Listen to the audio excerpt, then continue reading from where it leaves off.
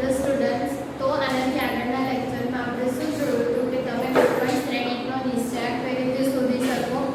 શ્રેણિક બી કયા ટાઈપનો, તો ખાલી ને ખાલી તમે ચોરસ શ્રેણિક માટે નિશ્ચયાંકની વાત કરી શકો. ઓકે, સો 2/2 અને 3/3 નિશ્ચયાંક માટે નિશ્ચયાંક કઈ રીતે સોલ્વ કરવો એ આપણે આગળ જોઈ ગયા અને સ્વાધ્યાયના પણ કેટલાક એક્ઝામ્પલ્સ જોયા. ઓકે, હવે આપણે આપણા નેક્સ્ટ ટોપિક તરફ આગળ વધીશું, જે છે નિશ્ચયાંકના ગુણધર્મો. ઓકે, તો નિશ્ચયાંક આપણે ખબર છે કે 2/2 અને 3/3 માટે કોઈ સિમ્પલ કેલ્ક્યુલેશન આપી હશે તો આપણે ઇઝીલી કરી શકીશું. બટ જો કોઈ ડિફિકલ્ટ કેલ્ક્યુલેશન હોય યા તો પર્ટિક્યુલર કોઈ એવા નિશ્ચયાંક હોય જેને તમે ડાયરેક્ટલી સોલ્વ કરો તો કેલ્ક્યુલેશન બહુ ડિફિકલ્ટ થઈ જાય, તો એવા કેસીસમાં આપણે શું કરીશું, તો નિશ્ચયાંક કેટલાક પર્ટિક્યુલર ગુણધર્મો ફોલો કરે છે એ ગુણધર્મનો ઉપયોગ કરીશું અને પછી એ નિશ્ચયાંકને સોલ્વ કરવાનો પ્રયત્ન કરીશું. ઓકે, તો ટોટલ તમારી પાસે નિશ્ચયાંકના 6 ગુણધર્મો છે. એમાં આપણે અત્યારે સૌથી પહેલા એના પહેલા બે ગુણધર્મની વાત કરીશું. ઓકે, ગુણધર્મો તમારે ખાસ ધ્યાનમાં રાખવાના, કેમ કે એના પછી આપણે જેટલા બી એક્ઝામ્પલ્સ કરીશું એ બધા તમારે ગુણધર્મનો યુઝ કરીને કરવાના હશે. ઓકે, સો ખાસ ધ્યાનથી આ બધા જ ગુણધર્મો યાદ રાખજો અને એના સમ્સ કરજો. ઓકે, સો પહેલું શું છે તો કે ગુણધર્મ, પહેલો ગુણધર્મ શું કહે છે તો કે નિશ્ચયાંકની બધી જ હાર કે બધા જ સ્તંભને તેની અનુરૂપ હાર અથવા સ્તંભમાં કન્વર્ટ કરવું, તો એને તમારે જે નિશ્ચયાંકની વેલ્યુ તમે ફાઇન્ડ કરશો તો એમાં કોઈ પણ ચેન્જીસ નહીં આવે. એટલે શું કહે છે કે નિશ્ચયાંકની બધી જ હાર અને બધા જ સ્તંભની આપણે અદલા બદલી કરી દઈએ, જેવી રીતે તમે પરાવર્તિત શ્રેણિકમાં કરતા હતા. ઓકે, જેને તમે શું કહેતા હતા A ટ્રાન્સપોઝ, એમાં આપણે શું કરતા હતા કે બધી જ હારને શેમાં કન્વર્ટ કરી દેતા હતા, સ્તંભમાં. તો સેમ વસ્તુ તમારે નિશ્ચયાંક માટે બી થઈ શકે. તો તમે નિશ્ચયાંકમાં જો એ વસ્તુ કરો કે બધી જ હાર અને સ્તંભને શું કરી દો, અદલા બદલી કરી દો, પણ નિશ્ચયાંકની કિંમત જ્યારે તમે ફાઇન્ડ કરશો તો એમાં કોઈ પણ ચેન્જીસ હશે નહીં. ઓકે, ધેટ મીન્સ કે સપોઝ તમને કોઈ નિશ્ચયાંક આપ્યો છે ડેલ્ટા અને એના હાર અને સ્તંભની અદલા બદલી કર્યા પછી તમે નિશ્ચયાંક શોધો છો, એને કહી દો છો ડેલ્ટા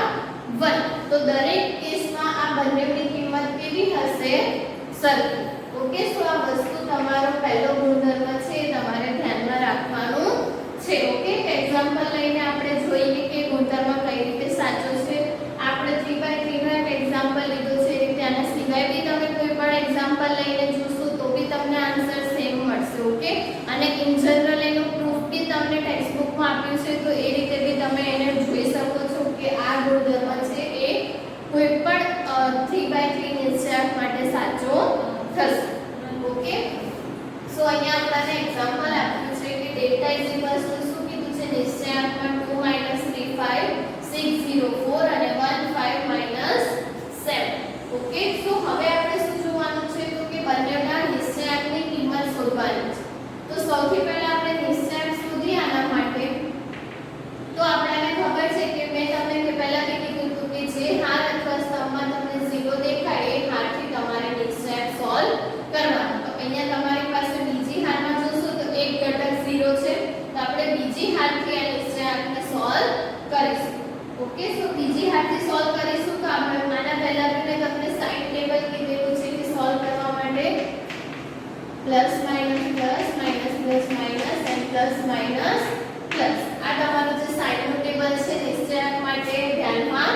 રાખવાનું. ઓકે, સો અહીંયા આપણે બીજી હારથી સોલ્વ કરવું હશે તો 6 ની આગળ કઈ સાઇન આવશે -6 અને એની જોડે બ્રેકેટમાં શું હશે તો કે 6 જે હાર અને સ્તંભમાં છે એને એની અવગણના કરવાની ને એના પછી જે ચાર ઘટકો બચે છે એનું તમારે શું કરવાનું 2/2 નો નિશ્ચયાંક સોલ્વ કરવાનો. તો અહીંયા તમારી પાસે કયા ઘટક હશે તો કે -3 - 7 ધેટ મીન્સ કે +21. ઓકે, અને અહીંયા તમારી પાસે 5 * 5 ધેટ મીન્સ કે -25. ઓકે, પછી 0 ની જોડે નિશ્ચયાંક આવશે પણ ગુણાકારમાં 0 છે એટલે આન્સર 0 થઈ જશે, તો એને લખવાની જરૂર નથી. એના પછી તમારે શું જોવાનું છે તો કે 4. તો 4 માટે કઈ સાઇન આવશે તો કે -4 અને એની જોડે નિશ્ચયાંકમાં કયા ઘટકો ગુણાકારમાં આવશે તો કે 5 * 2 = 10 અને અહીંયા તમારી પાસે શું થઈ જશે -3 1 ગુણ્યા -3 એટલે -3 પણ વચ્ચે સાઈન કઈ આવશે માઈનસ એટલે લાસ્ટમાં તમને શું મળશે +3 ઓકે સો અહીંયા તમને શું મળ્યું -6 into -4 અને અહીંયા શું મળશે -4 અને 3 ઓકે તો અહીંયા તમને શું મળ્યું માઈનસ માઈનસ પ્લસ થઈ જશે એટલે આ 24 અને આ -52 એટલે લાસ્ટમાં ફાઇનલ આન્સર તમને લોકોને શું મળશે અહીંયા તો કે -28 તો આપણાને ડેલ્ટા ની વેલ્યુ શું મળી અહીંયા -28 હવે આપણે શું કરીશું તો કે આની બધી જ હાર અને બધા જ સ્તંભને મતલબ કે બધી જ હારને એના અનુરૂપ સ્તંભમાં કન્વર્ટ કરી દઈશું એટલે કે હાર અને સ્તંભની શું કરવાની છે અદલાબદલી અને એ નિશ્ચયકને તમે શું કહેશો ડેલ્ટા 1 તો અહીંયા તમને શું મળશે તો કે પહેલો જે સ્તંભ છે એને પહેલી હારમાં કન્વર્ટ કરશો તો 261 પછી -305 અને લાસ્ટમાં 54 -7 ઓકે અને હવે આ નિશ્ચયકને આપણે સોલ્વ કરવાનો છે તો સેમ તમે અહીંયા જોશો તો બીજી હારમાં 0 છે એટલે આપણે એને બીજી હારથી સોલ્વ કરીશું તમારે બીજા સ્તંભથી કરવું હોય તો બી તમે કરી શકો તો બીજી હાર માટે -3 ની સાઈન કેવી હશે માઈનસ તો માઈનસ માઈનસ શું થઈ જશે +3 અને 3 ની જોડે ગુણાકારમાં શું આવશે તો કે -42 અને -4 ઓકે અને અહીંયા તમારી પાસે ઓકે 0 ની સાથે જે નિશ્ચય ગુણાકારમાં હશે તો આન્સર શું થઈ જશે 0 5 ની આગળ સાઈન કઈ આવશે તો કે -5 અને 5 ની જોડે નિશ્ચય કયો હશે તો કે 4 દુ 8 -6 × 5 30 ઓકે સો અહીંયા તમને શું મળશે 3 અહીંયા -46 -5 અને અહીંયા તમને શું મળશે -22 ઓકે સો અહીંયા તમને શું મળશે -138 અને આ માઈનસ માઈનસ શું થઈ જશે પ્લસ અને અહીંયા 110 એટલે લાસ્ટમાં તમને આન્સર શું મળ્યો -28 ઓકે સો ડેલ્ટા 1 ની વેલ્યુ તમને શું મળી -28 તો જ્યારે બી તમે ડેલ્ટા ફાઇન્ડ કર્યો તો બી -28 મળ્યો અને જ્યારે એના બધા જ હારને સ્તંભને અદલાબદલી કરી પછી તમે નિશ્ચયક શોધ્યો તો એમાં બી આન્સર શું મળ્યો -28 એટલે તમે કોઈ પણ એવા પર્ટિક્યુલર એક્ઝામ્પલ માટે કહી શકો કે જ્યારે બી આપણે બધી જ હારને બધા સ્તંભ સાથે અદલાબદલી કરી દઈશું તો નિશ્ચયકના કિંમતમાં કોઈ પણ ચેન્જીસ થશે નહીં ઓકે સો આ તમારો પહેલો ગુણધર્મ એના પછી તમને આપ્યું છે ગુણધર્મ નંબર 2 તો ગુણધર્મ 2 માં તમને શું કીધું છે કે તમે બધી જ હારને સ્તંભ નહીં પણ નિશ્ચયકની અંદર કોઈ પણ બે હાર અથવા સ્તંભની અદલાબદલી કરો તો જ્યારે તમે નિશ્ચયકની કિંમત શોધશો તો એના ચિહ્નમાં ફેરફાર થાય છે ચિહ્નના ફેરફાર એટલે શું તો કે પ્લસ આન્સર હશે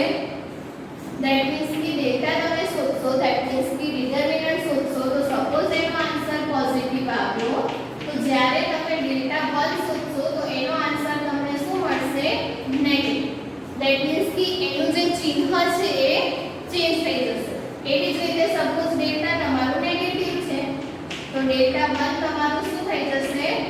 પોઝિટિવ ઇન શોર્ટ તમે કોઈ પણ બે હાર અથવા સ્તંભની અદલાબદલી ધેટ મીન્સ કે પ્રોસેસ તમારે શું થશે તો કે સપોઝ તમારે આ તમે પ્રક્રિયાઓ ઓલરેડી શ્રેણિક માટે જોઈ છે એ જ પ્રક્રિયાઓ તમે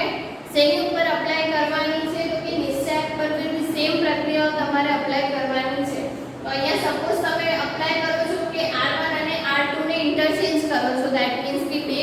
બંનેને અદલાબદલી કરશો તો એ બે હારને તમે બદલે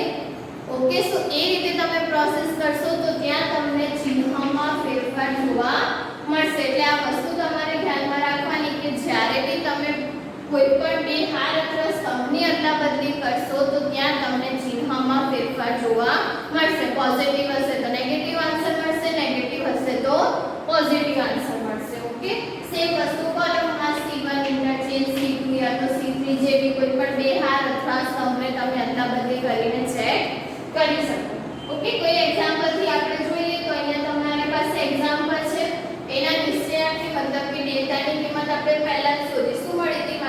-28. સો ડેલ્ટાની વેલ્યુ તો આપણી પાસે છે જ -28. હવે આપણે શું શોધીશું તો કે ડેલ્ટા 1. ઓકે, સો ડેલ્ટા 1 માં સપોઝ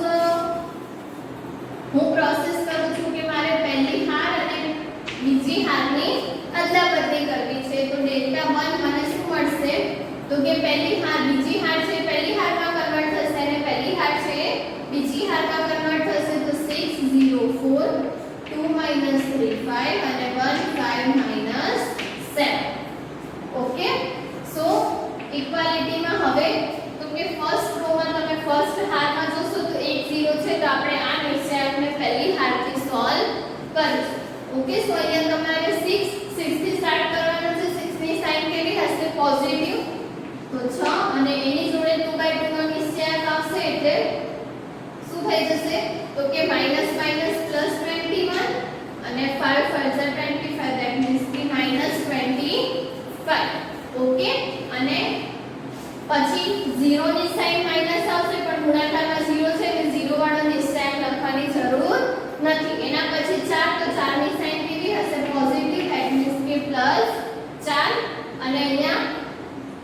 5 * 10 અને અહીંયા તમારી પાસે શું વધશે તો કે -3 * 1 -3 અને એના પછી માઈનસ માઈનસ બે વાર માઈનસ હશે એટલે લાસ્ટમાં તમને શું મળશે +3. ઓકે, હવે અહીંયા તમારી પાસે તો કે 6 આ -4 અને અહીંયા +4 અને એની જોડે શું થશે તે આ -24 અને આ તમારું થઈ જશે +52 એટલે અહીંયા તમને આન્સર શું મળશે તો કે +28. તો ડેલ્ટા 1 નો આન્સર તમને શું મળ્યો +28, જ્યારે ડેલ્ટા નો આન્સર આપણી પાસે શું હતો -28. Okay, so in short